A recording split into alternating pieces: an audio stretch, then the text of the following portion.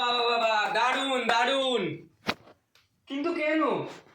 একে তো ও আমার থেকে খানিকটা বড়, তাছাড়া পরে যদি ওর মন ঘুরে যায়, ও যদি অন্য কাউকে বিয়ে করে নেয়, তাই।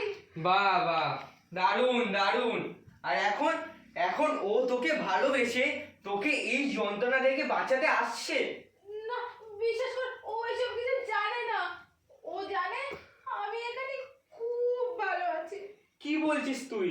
এখানে তোর শাশুড়ি ননদ। না না, পিঙ্কি খুব ভালো মেয়ে ভাই, শুধু মায়ের ওপরে কথা বলতে পারে না, এই যা।